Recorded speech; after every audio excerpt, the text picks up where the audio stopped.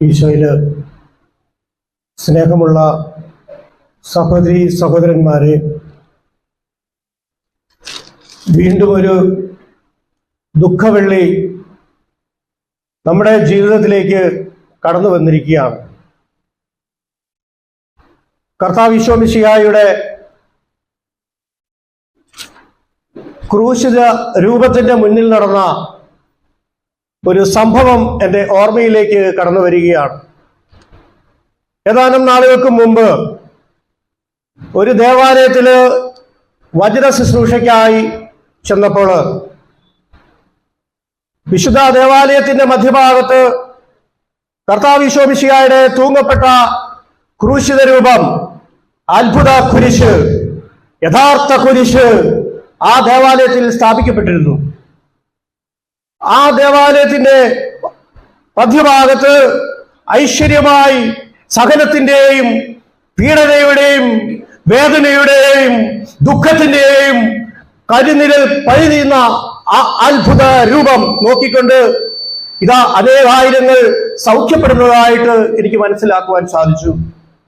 പ്രിയപ്പെട്ടവരെ, അതിലൊരു അമ്മച്ചിയുടെ കഥ പറയാനാണ് ഞാൻ നിങ്ങളുടെ ശ്രദ്ധയെ ക്ഷണിക്കുന്നത്. ആ അമ്മച്ചി പള്ളിയുടെ മധ്യഭാഗത്ത് മുട്ടുകുത്തിയതിനു ശേഷം ആ ക്രൂശിതിന്റെ രൂപത്തിന്റെ ആ തിരുമുഖത്തേക്ക് നോക്കി വചനം പറയുന്നു, അവിടുത്തെ നോക്കിയവർ പ്രകാശിതരായി എന്ന്. പ്രിയപ്പെട്ടവരെ, ഈ അമ്മച്ചിയുടെ മുഖം പ്രകാശിച്ചില്ല. പകരം ഞാനിവിടെ കണ്ടത് ഈ അമ്മച്ചിയുടെ കണ്ണിൽ നിന്നും കണ്ണുനീർ ധാരയായി നിലത്ത് വീഴുന്നതായിട്ടാണ് കാണുന്നത്.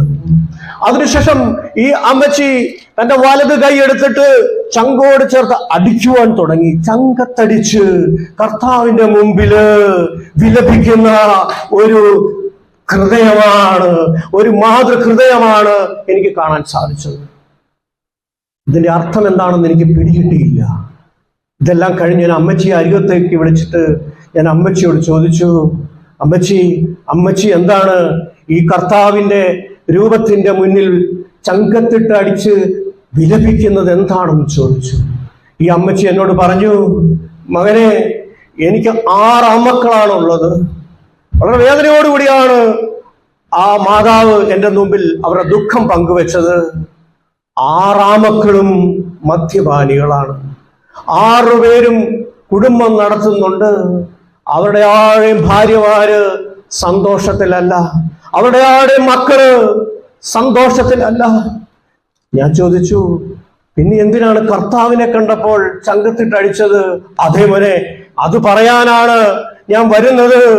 ആ കർത്താവിന്റെ തിരുമുഖത്തേക്ക് നോക്കുമ്പോൾ ഒരു ദുർഗുണവുമില്ലാത്ത സൽസ്വഭാവിയായ ലോകത്തിന്റെ പാപങ്ങൾ നീക്കുന്നവനായ ആ കർത്താവിന്റെ തിരുമുഖമാണ് എന്റെ ജീവിതത്തിൽ ആശ്വാസം പകരുന്നത്. കർത്താവിന്റെ രൂപമാണ് എന്റെ ഹൃദയത്തിൽ പതിപ്പിക്കുമ്പോഴാണ് എന്റെ ജീവിതത്തിൽ അതിയായ ആനന്ദമുണ്ടാകുന്നത്, സമാധാനമുണ്ടാകുന്നത്. അതുകൊണ്ടാണ് ഞാൻ ചങ്കത്ത് കൈകൾ വെച്ച് ഇടിച്ച് പ്രാർത്ഥിക്കുന്നത് എന്ന്. പ്രിയപ്പെട്ടവരെ, തിരുവചനം, നമ്മുടെ തിരുവചനത്തിൽ പ്രത്യേകമായിട്ടൊരു വചനം പറയുന്നുണ്ട്. യെശയ്യായുടെ പുസ്തകം അതിന്റെ 53-ാമത്തെ അധ്യായം 4-ാമത്തെ തിരുവചനം ഇപ്രകാരം ഞാൻ വായിക്കുന്നു: നമ്മുടെ വേദനകളാണ് യഥാർത്ഥത്തിൽ അവൻ വഹിച്ചത്, നമ്മുടെ ദുഃഖങ്ങളാണ് അവൻ ചുമന്നത്. എന്നാൽ ദൈവം അവനെ പ്രഹരിക്കുകയും ശിക്ഷിക്കുകയും ദണ്ഡിപ്പിക്കുകയും ചെയ്തെന്ന് നാം കരുതി. നമ്മുടെ അതിക്രമങ്ങൾക്ക് വേണ്ടി അവൻ മുറിവേൽപ്പിക്കപ്പെട്ടു, നമ്മുടെ അകൃത്യങ്ങൾക്ക് വേണ്ടി ക്ഷതമേൽപ്പിക്കപ്പെട്ടു. അവന്റെ മേലുള്ള ശിക്ഷ നമുക്ക് രക്ഷ നൽകി, അവന്റെ ക്ഷതങ്ങളാൽ നാം സൗഖ്യം പ്രാപിച്ചു. പ്രിയപ്പെട്ടവരെ, യെശയ്യായുടെ പുസ്തകത്തില് വേദനയുടെ, ദുഃഖത്തിന്റെ, അതിക്രമത്തിന്റെ, അകൃത്യത്തിന്റെ വലിയ ഒരു തിന്മയുടെ ശക്തിക്കെതിരായിട്ട് പോരാടുന്ന കർത്താവിനെയാണ് നാം കാണുന്നത്. ലോകത്തിന്റെ പാപങ്ങൾ നീക്കുന്ന കർത്താവിനെയാണ് നാം ഇവിടെ വായിച്ചു കേട്ടത്. വർഷങ്ങൾക്ക് മുമ്പ് യെശയ്യായിലൂടെ നമുക്ക് വേണ്ടി, ലോകത്തിന് വേണ്ടി, വരാൻ പോകുന്നവർക്ക് വേണ്ടി കുരിശെടുക്കുവാൻ പോകുന്ന കർത്താവ് ഈശോ മിശിഹായുടെ യഥാർത്ഥ രൂപം യെശയ്യാ പ്രവചിച്ചു കഴിഞ്ഞു. നമ്മുടെ ഹൈന്ദവ സഹോദരങ്ങളുടെ ഏറ്റവും പ്രധാനപ്പെട്ട ഒരു പുസ്തകമാണ് വേദങ്ങൾ എന്ന് പറയുന്നത്. പല വേദങ്ങളുണ്ട്. അതിൽ ഋഗ്വേദം എന്ന് പറയുന്ന ഒരു വേദമുണ്ട്. ഋഗ്വേദത്തിൽ സംസ്കൃതത്തിൽ ഇപ്രകാരം എഴുതി വെച്ചിട്ടുണ്ട്: ഓം കന്യക സുതായ നമഃ. കന്യകയിൽ നിന്നും ജനിച്ചവനെ നിന്നെ നമിക്കുന്നു. ഓം വൃക്ഷശൂലാർപ്പതായ നമഃ. വൃക്ഷത്തിൽ അടിക്കപ്പെട്ടവനെ ഞാൻ നമിക്കുന്നു. ഓം പഞ്ചക്ഷതായ നമഃ. 5 മുറിവുകൾ ഏറ്റവനെ നിന്നെ നമിക്കുന്നു എന്ന്. പ്രിയപ്പെട്ടവരെ, ഞാൻ വെച്ചുച്ചിറയിൽ നിന്നും ഇങ്ങോട്ട് യാത്ര ചെയ്തപ്പോൾ റോഡുകളൊക്കെ വിജനമായിരുന്നു.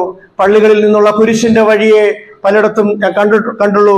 ബാക്കി എല്ലാവരുടെയും കടകൾ കമ്പോളങ്ങൾ അടച്ച് എല്ലാ മതക്കാരും എല്ലാ ജാതിക്കാരും സർവരും ഈ ദുഃഖവെള്ളി അല്ല, ഗുഡ് ഫ്രൈഡേ ഇന്നെന്താണെന്ന് മനസ്സിലാക്കിക്കൊണ്ടിരിക്കുകയാണ്.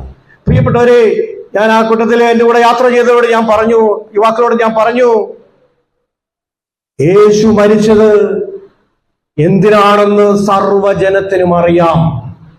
യേശു എന്തിനു വേണ്ടിയാണ്